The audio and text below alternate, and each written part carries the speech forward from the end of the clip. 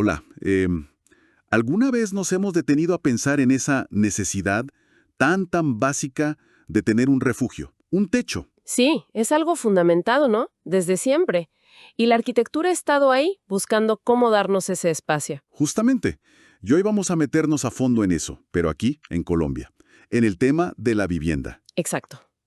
Vamos a desglosar un poco los tipos de vivienda y le vamos a poner la lupa sobre todo a la vivienda de interés social, la BIS, y la prioritaria, la VIP. Queremos entender bien qué son, cómo está la cosa hoy en Colombia, ese tema del déficit habitacional que siempre suena. Uf, sí, es crucial.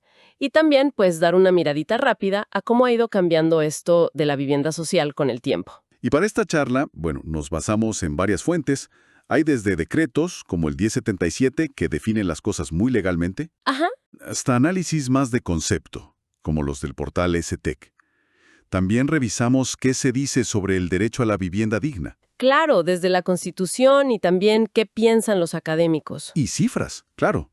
Datos del DANE, de Minvivienda, para ver cuánta gente necesita casa nueva o mejorar la que tiene. Y no solo eso, ¿eh? También incluimos detalles de precios, cómo vienen para 2025, un análisis de, bueno, lo bueno y lo malo de la BIS y VIP ahora mismo. Como un FODA, ¿no? Fortalezas, oportunidades. Eso mismo. Y hasta viajamos un poquito en el tiempo, viendo ejemplos históricos desde Roma hasta cosas más de acá. El objetivo es sencillo, ¿verdad? Aclarar estos conceptos, que a veces suenan como en otro idioma. Totalmente. Entender la magnitud del reto que tenemos en Colombia con la vivienda y ver cómo se ha intentado resolver para la gente con menos plata. Es que es clave para entender nuestras ciudades, nuestra sociedad, todo. Totalmente. Y para arrancar, ¿qué tal si empezamos por el principio?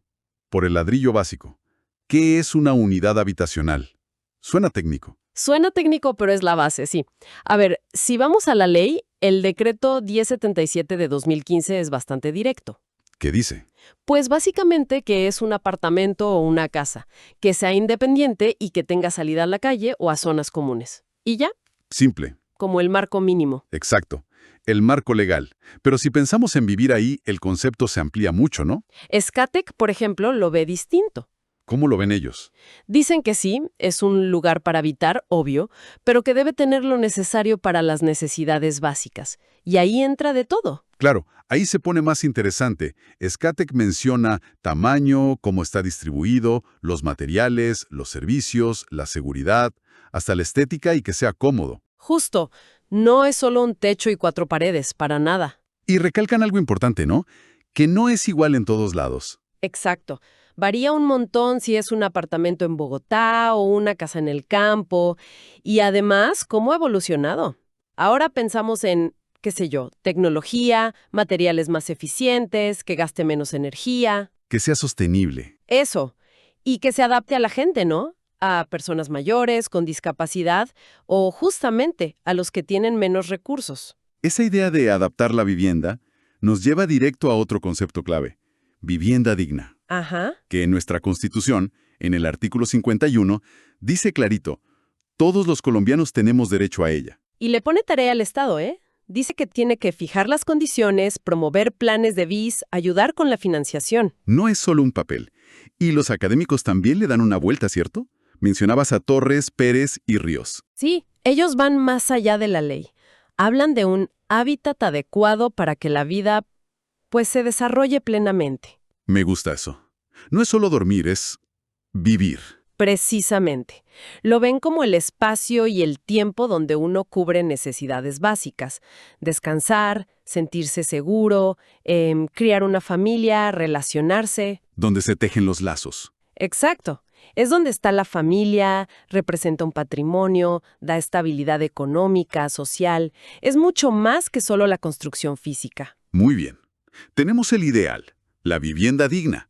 Pero bueno, ¿cómo estamos en la práctica?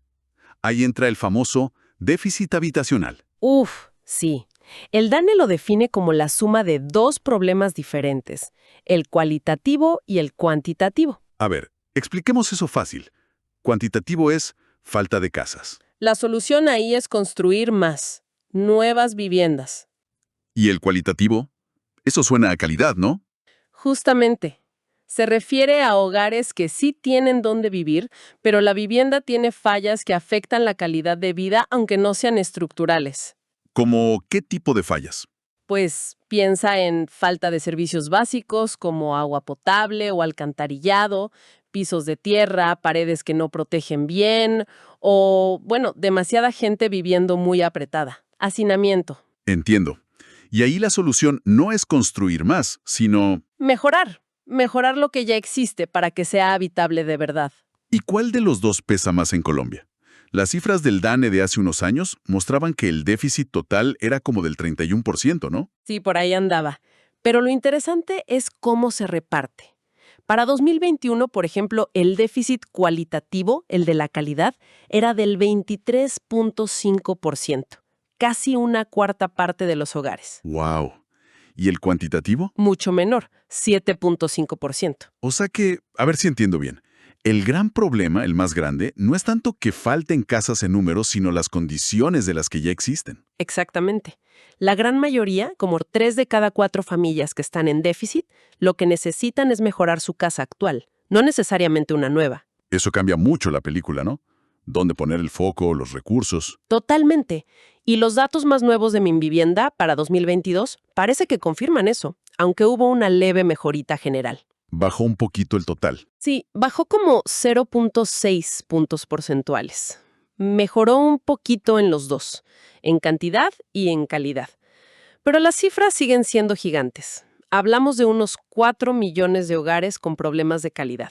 4 millones. Sí, y como 1.3 millones que sí necesitan una vivienda nueva. El mensaje sigue siendo claro. Mejorar las casas que ya hay es un desafío inmenso. Entendido ese panorama, que fácil no es, y nos lleva directo a pensar en las soluciones, sobre todo para la gente con menos ingresos. Ahí es donde entran la BIS y la VIP. Hablemos de la BIS primero. Vivienda de interés social. ¿Qué es exactamente? La BIS es, por definición, la vivienda que se hace para garantizar ese derecho a la vivienda a los hogares con menos ingresos. Y ojo, no es cualquier cosa, ¿eh? Tiene que cumplir estándares de calidad. ¿En qué sentido? En diseño urbano, en arquitectura. Y también en que sea una construcción sostenible. No es hacer por hacer. Y tiene un límite de precio muy específico, que se mide en salarios mínimos.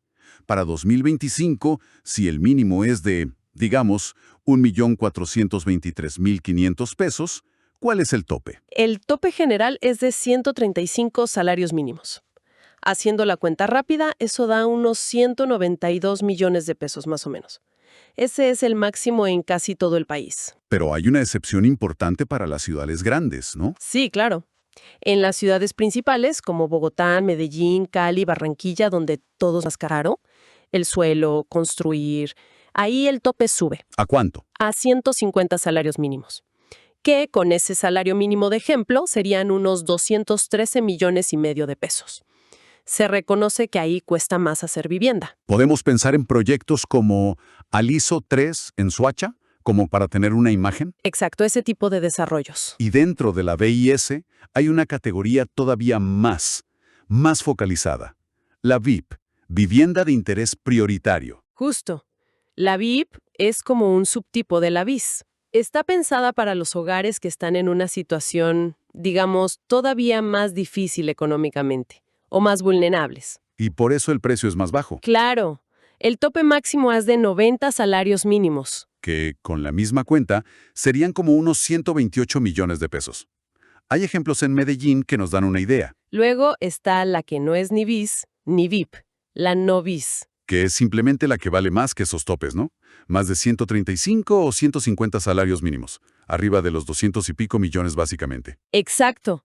Y falta un tipo, que es súper importante en momentos críticos, la vivienda de emergencia. Que no es solo poner una carpa, ¿verdad? Las fuentes decían algo más. Para nada. Es un espacio transitorio, sí, para después de un desastre, una calamidad. Pero la idea es que esté diseñada con criterios de arquitectura para dignificar un poco la vida en ese momento tan duro. Mitigar el trauma. Cumplir mínimos de habitabilidad. Y que sea sostenible, dentro de lo posible. No es solo un refugio temporal y ya. Es pensar en la calidad de vida incluso ahí. Hay ejemplos interesantes de cómo se diseña eso. Bien, clarísimos los tipos y los precios. Ahora, la pregunta del millón. ¿Por qué se habla tanto de BIS y BIP? ¿Cuál es su importancia real en el país, social y económicamente? Es que son importantísimas. En lo social, bueno, facilitan que las familias tengan acceso a servicios básicos, salud, educación, transporte, que suelen estar mejor organizados en estos proyectos formales. Y ayudan a que la ciudad no crezca tal desordenada, me imagino. Exacto. Ayudan a frenar un poco el crecimiento de asentamientos informales y contribuyen a ordenar el territorio. ¿Y en lo económico? Ahí mueven la aguja, ¿no? Muchísimo. La construcción es un motor de empleo clave y además impulsa las economías locales. Se compran materiales, se contratan servicios, surgen tienditas, pequeños negocios en las nuevas comunidades. Atrae inversión. Sí, y permite que los servicios públicos como agua, luz, aseo, lleguen de forma más eficiente, más concentrada. Suena muy bien así contado, pero sabemos que no todo es tan fácil. Hicimos un análisis FODA, ¿no? Mirando fortalezas, oportunidades, debilidades y amenazas de la BIS y BIP hoy. ¿Qué encontramos en fortalezas? Bueno, una fortaleza es que Colombia sí tiene un marco legal, unas reglas claras, digamos. Y hay programas del gobierno que ayudan con plata, como Mi Casa Ya. Y eso ha hecho que se construya más BIS, ¿cierto? Sí, es un hecho. Las políticas públicas han impulsado la construcción. Eso es una fortaleza. ¿Y oportunidades? ¿Qué se podría hacer mejor? Hay un potencial enorme en usar nuevas tecnologías para construir mejor, quizás más rápido y ojalá más barato. Innovación. Exacto. También fortalecer la unión entre el gobierno y las constructoras privadas. Y algo clave, invertir en transporte, en vías, en infraestructura en las zonas donde se hace la BIS, para que no queden por allá aisladas, ¿viste? Que estén bien conectadas. Totalmente. Pero bueno, vamos a las debilidades. ¿Qué es lo que no funciona tan bien? La principal es obvia. A pesar de todo, el déficit sigue siendo altísimo. Mucha gente sigue necesitando vivienda. El problema de fondo persiste. Sí. Y otro lío gigante es conseguir suelo, terreno adecuado en las ciudades y que no sea carísimo. Es un dolor de cabeza para los que construyen. Y a veces la calidad. Sí, a veces se cuestiona la calidad de los materiales o de la construcción misma en algunos proyectos BIS. Y otra debilidad grande para muchas familias, sobre todo las que tienen trabajos informales o ganan muy poquito, sigue siendo súper difícil conseguir un crédito, cumplir todos los requisitos. Las barreras para acceder. Exacto. Esas son como las fallas internas. Y las amenazas, lo que viene de afuera. La principal, creo yo, es que el precio de la vivienda y del suelo no para de subir, y eso deja por fuera a más y más gente cada año. Hace que la BIS sea menos accesible. Claro, también está el riesgo de que estos proyectos, si no se planifican bien, con buenos servicios, con integración a la ciudad, terminen creando más segregación, como guetos. Un peligro real. Y bueno, siempre está la amenaza de que cambie la economía o la política y se recorten los programas sociales. Eso frenaría todo el impulso. Sería grave. Este análisis FODA nos da una foto bien completa, ¿eh? Con sus luces y sus sombras. Y para entender mejor estos retos de ahora, a veces sirve mirar para atrás. Esto de buscar cómo darle casa a mucha gente con poca plata no es nuevo, ¿verdad? Para nada. Si buscamos antecedentes, nos podemos ir lejísimos, hasta la Roma antigua, allá por los siglos I a.C. al III después de Cristo. Existían las insulae. Las famosas ínsulas romanas. Suenan como a edificios de apartamentos. Eran eso, tal cual, edificios de varios pisos. Fue como la primera gran solución de vivienda colectiva masiva en Occidente. Se hicieron para alojar a toda la gente que llegaba a Roma, obreros, comerciantes, cuando la ciudad creció una barbaridad. Pasó el 1.000.000 de habitantes. ¿1 millón en esa época? Impresionante. Eran construcciones privadas, pero el Estado ponía algunas reglas, ojo. Dando un salto gigante llegamos a la Edad Media, siglos V al XV. ¿Cómo vivía la gente común en las ciudades de entonces? Imaginemos ciudades súper apretadas, amuralladas, calles estrechitas, las casas pegadas unas a otras, creciendo para arriba y para el fondo del lote, porque no había espacio. Debía ser un caos. Total. Y eso traería problemas serios de hacinamiento, mala ventilación, poca higiene. Construían con lo que había. Madera, imagina los incendios. Piedra, adobe. ¿Y cómo eran esas casas? Edificios de 2 a 4 pisos, a veces con balcones que salían y tapaban la poca luz de la calle. Abajo solía estar el taller o la tienda, y arriba vivía la gente. No había patios, solo callejones oscuros. ¿Y los servicios? Ni hablar. Nada. Sin alcantarillado, sin agua corriente. Usaban pozos, letrinas comunes, y los desechos iban a la calle. Esa densidad facilitaba las epidemias, las ratas, los incendios, una vida muy precaria, la verdad. Muy segregada también. Y luego, otro cambio brutal, la Revolución Industrial en Inglaterra, desde mediados del 18. Eso lo cambió todo de nuevo, pero al principio no para bien, ¿cierto? Fue tremendo. Miles y miles de personas del campo a las ciudades, a las fábricas. Las ciudades crecieron a lo loco, sin planificación, generando un hacinamiento terrible. Hay planos de esa época que son impactantes. Sí, como unos de Nottingham de 1845. Muestran hileras de casitas obreras minúsculas, todas iguales, pegaditas, con los baños afuera, compartidos. Recuerdo haber visto una imagen, creo que de 1948, de un cuartucho de 28 metros cuadrados donde vivían 9 personas. Es casi inimaginable hoy. Las condiciones al principio fueron espantosas. Luego aparecieron los cottages, esas casitas adosadas, un poco mejores quizás. Pero la primera oleada de urbanización fue durísima para los trabajadores. Ya en el siglo XX, sobre todo después de las guerras, como que se empieza a pensar más organizadamente, ¿no? Con ideas de arquitectura moderna para la vivienda social. Sí, ahí surgen figuras clave, como Le Corbusier, con su famosa Unité d'Habitation en Marsella, de 1947 a 52. La máquina para vivir. Esa misma. Fue su respuesta a la crisis de vivienda de la posguerra. Un edificio gigante, 17 pisos, más de 300 apartamentos. Pero no solo eso, tenía tiendas, escuela, gimnasio. Como una ciudad vertical. Exacto. Buscaba crear una comunidad autosuficiente para la clase obrera. Todo basado en sus ideas del módulo, de la funcionalidad. Y aquí en Latinoamérica también hubo proyectos enormes en esa época. Pienso en las torres del 23 de enero en Caracas por los años 50. Sí, un ejemplo de un desarrollo masivo, vivienda asequible para trabajadores. Fue un símbolo de modernidad en su momento, aunque después con el tiempo tuvo problemas serios de mantenimiento, de seguridad. Una lección importante ahí, ¿no? No solo es construir. Claro, es cómo se sostienen esos proyectos a largo plazo, cómo se gestionan, cómo se integran, es fundamental. Y llegamos a Colombia.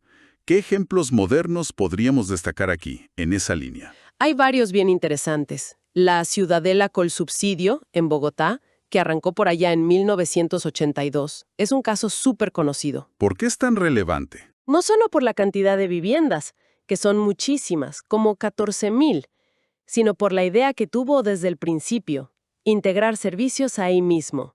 Colegios, salud, comercio, buscando crear una comunidad más autosuficiente. Y más reciente, también en Bogotá, la Ciudadela El Recreo, en Bosa. Esa es como del año 2000, ¿verdad? Sí, por ahí. Otro proyecto a gran escala. Muchas viviendas, pero también pensado con parques, colegios, centros de salud, buscando ofrecer no solo el techo, sino un entorno con mejor calidad de vida. Es fascinante ver todo este recorrido, ¿no? Desde las ínsulas romanas hasta estas ciudadelas modernas. Hemos tocado muchos temas hoy. Sí, bastante. Desde lo básico, que es una unidad habitacional, qué significa vivienda digna, hasta la realidad dura del déficit en Colombia. Definimos bien qué son la BIS y la VIP, sus precios, por qué son tan cruciales para la sociedad y la economía. Y pusimos sobre la mesa los desafíos de ahora con ese análisis FODA. Las fortalezas que hay, como las leyes y los programas, las oportunidades en innovación, pero también las debilidades grandes como el costo del suelo, la calidad a veces dudosa, las barreras para que la gente acceda. Y las amenazas, como el aumento de precios. La historia nos recuerda que este reto de dar vivienda adecuada es una lucha constante, que siempre está cambiando. Totalmente.